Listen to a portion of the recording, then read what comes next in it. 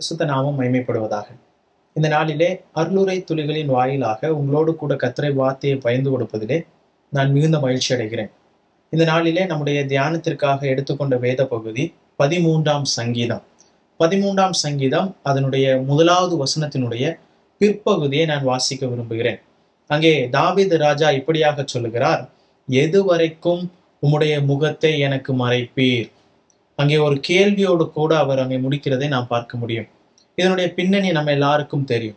தாவீது ராஜா ஏதோ ஒரு இக்கட்டான சூழ்நிலையிலே இருதயத்திலே மிகுந்த அழுத்தத்தின் நிமித்தமாக தேவனை நோக்கி கேட்கக்கூடிய ஒரு கேள்வியாக இருக்கிறது.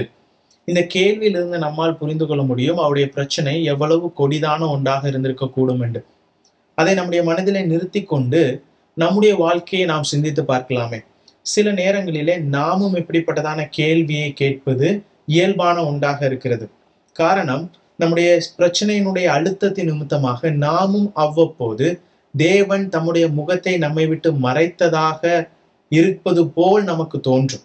ஆகவே அந்த நேரத்திலே நமக்கும் இப்படிப்பட்டதான சிந்தை வருவது இயல்பான ஒன்றாக இருக்கிறது.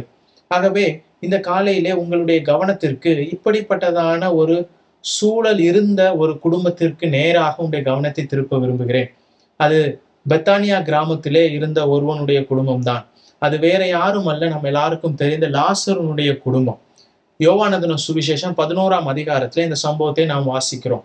அங்கே நாம் வாசிக்கும் பொழுது இந்த பெத்தானியா கிராமத்திலே லாசரு எனப்பட்ட ஒருவன் வியாதிப்பட்டிருந்தான் என்று வாசிக்கிறோம். வேதத்தை நாம் வாசிக்கும் பொழுது அங்கே வேதம் இப்படியாக சொல்லுகிறது, தன்னுடைய சகோதரிகள் இயேசு கிறிஸ்துவுக்கு ஆள் அனுப்பும் பொழுது அவர்கள் சொன்ன ஒரு குறிப்பு என்னவென்று சொன்னால், அவர் நேசிக்கிற லாசரு வியாதிப்பட்டிருக்கிறான் என்று சொல்ல வேண்டும் என்று ஆள் அனுப்பினார்கள். அப்படியானால் நம்ம எல்லாருக்கும் நன்றாக தெரிகிறது இந்த குடும்பத்தின் மீது இயேசு கிறிஸ்து எவ்வளவு அன்புள்ளவராக அவர்களை நேசிக்கிறவராக அந்த குடும்பம் காணப்பட்டது என்பதை நாம் அறிந்து கொள்ள முடியும். ஆனால் இந்த குடும்பத்திலே ஒரு மிகப்பெரிய ஒரு பிரச்சனை. தன்னுடைய சகோதரன், ஒரே சகோதரன், 2 சகோதரிகள், இவருடைய சகோதரன் வியாதிப்பட்டிருந்தார். இந்த கேள்வியை அல்லது இந்த பிரச்சனையை தேவனிடத்திலே ஆள் அனுப்பி சொன்ன பிற்பாடு தேவன் அவர்களிடத்திலே விரைந்து வரவில்லை.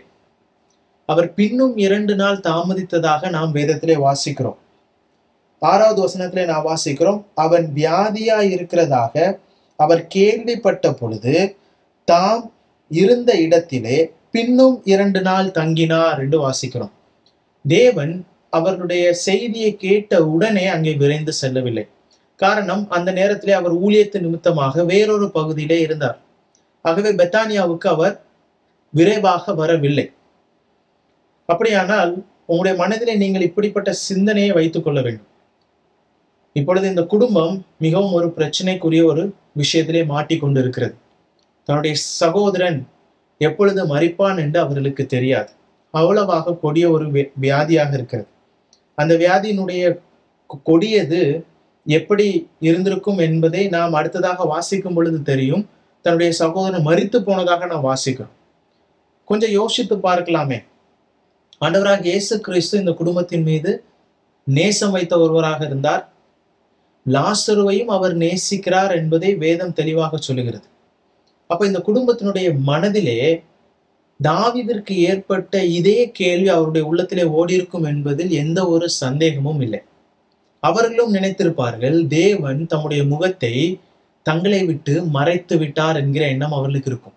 ஆம் பிரியமானவர்களே, பிசிக்கலா அவர் அவருடைய குடும்பத்திலே ஒருவராக அந்த இல்லத்திலே அந்த நேரத்திலே பெத்தானியாவிலே அவர் இருக்கவில்லை. அவர் அவர்களை விட்டு தூரமாய் இருந்தார். அவருடைய எதிர்பார்ப்பு அவர் அங்கே இருந்திருக்க வேண்டும் என்பது அவருடைய எதிர்பார்ப்பும் கூட.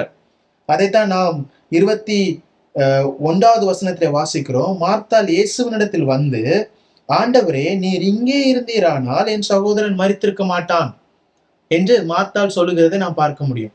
அப்படியானால் அவர்களோடு கூட தேவன் இருந்திருக்க வேண்டும் என்பதை அவர் விரும்பினார்கள்.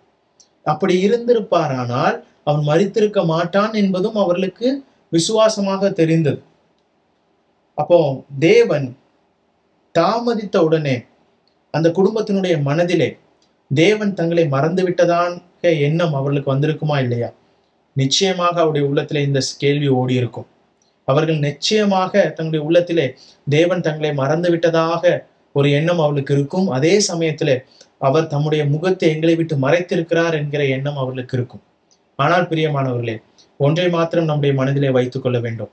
அங்கே தேவனுக்கு நன்கு தெரியும், தன்னுடைய சீஷர்கள் கூட புரிந்து கொள்ளவில்லை லாசரு நித்திரையா இருப்பது. ஆனால் தேவனுக்கு எல்லாம் தெரியும். அங்கே லாசரு மரித்து போனான். 4 நாள் பிற்பாடு அங்கே அவர் விரைந்து செல்லும் பொழுது, அவன் மரித்து 4 நாள் ஆயிற்று. அந்த 4வது நாளிலே அவர் அவனை காணும்படி போகும் பொழுது யாரும் அவரை போர்ஸ் பண்ணவே இல்லை. அங்கே இயேசு கிறிஸ்து தாமே தன்னுடைய சிநேகிதனாகிய லாசருவை காணும்படியாக அல்லது எழுப்பும்படியாக அவர் போனதை நாம் பார்க்க முடியும். சில நேரத்திலே தேவன் தாமதிப்பார்.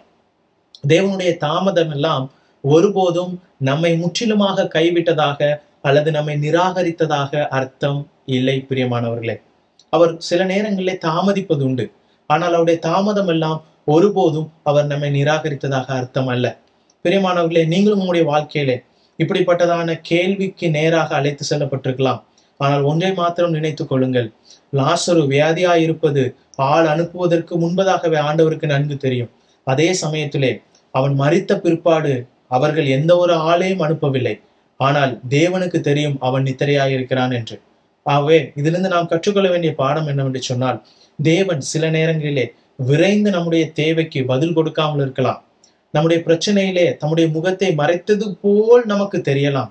ஆனால் ஒருபோதும் அவர் தம்முடைய முகத்தை நம்மை விட்டு மறைக்கிற தேவன் அல்ல. அவர் எப்பொழுதும் நம்மோடு கூட இருக்கிறார். அவர் நம்முடைய சிந்தனையை போல் நம்மோடு கூட இருக்கிற தேவனாக இருக்கிறார். அவருக்கு இம்மானுவேல் என்ற பெயரும் அவருக்கு உண்டு. அவர் நம்மோடு கூட இருக்கிற தேவனாக இருக்கிறார். அவர் எல்லாம் அறிந்த தேவனாக இருக்கிறார். ஆகவே இந்த நாளிலே உங்களுக்கும் இப்படிப்பட்டதான கேள்வி இருக்கலாம். தேவன் தம்முடைய முகத்தை மறைத்திருக்கிறார் என்கிற கேள்வி உங்களுக்கு இருக்கலாம். ஆனால் இது பதிலானது யோவான் எழுதின சுவிசேஷம் 11ஆம் அதிகாரத்திலே நமக்கு கிடைக்கிறது. தேவன் தாமதித்தார். ஆனால் அந்த குடும்பத்தை யாரும் சொல்லாமலே தாமாக முன்வந்து தன்னுடைய உயிரையும் தியாகம் செய்து அங்க ரிஸ்க் எடுக்க வேண்டிய நிலைமைக்கு அவர் தள்ளப்பட்டார்.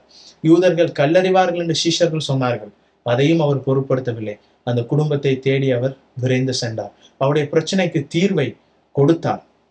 தேவன் அது போலவே நம்முடைய வாழ்க்கையிலும் அவர் தாமதிப்பது போல நமக்கு தெரியலாம். ஆனால் அவர் கைவிடுகிற தேவன் அல்ல. விரைந்து நமக்கு பதில் கொடுக்கிறவராக இருக்கிறார். ஆகவே அவர் ஒருபோதும் தம்முடைய முகத்தை நமக்கு மறைப்பதில்லை. தேவன் தாமே இந்த சிந்தையோடு கூட இந்த நாளை நாம் தேவனுடைய சமூகத்திலே வைத்து, தேவன் என்னை மறக்க மாட்டார் என்கிற நம்பிக்கையோடு கூட வாழ தேவன் நமக்கு அனுக்கிரகம் பாராட்டுவாராக. தேவனுடைய நாமம் இன்றும் என்றும் மகிமைப்படுவதாக.